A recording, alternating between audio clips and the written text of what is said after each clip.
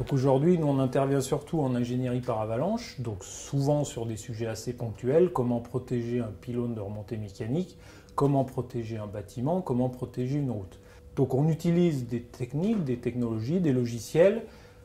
pour ces traitements ponctuels de protection. La difficulté, c'est que la réglementation du zonage du risque est limitée par une certaine doctrine qui est un petit peu ancienne, et cette doctrine,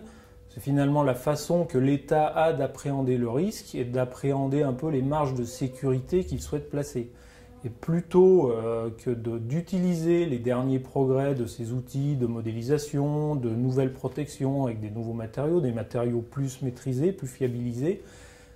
on en reste un peu à une approche traditionnelle qui va dire là c'est risqué et par principe, je ne tiens pas compte des protections parce qu'il peut y avoir des faillances, je ne tiens pas compte de tel et tel paramètre et je garde un zonage du risque qui finalement ne tient pas compte du contexte et finalement qui répond mal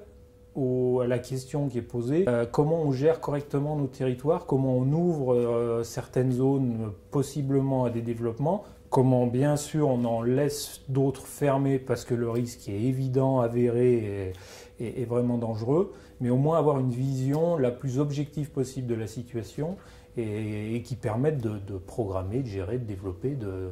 d'avancer. Et aujourd'hui, la France est en concurrence avec d'autres grandes destinations de ski, la Suisse, l'Autriche. Les plus grands concurrents en termes de journées skieurs sont les États-Unis, qui eux ont des topographies assez différentes, avec des espaces beaucoup plus larges pour construire en général,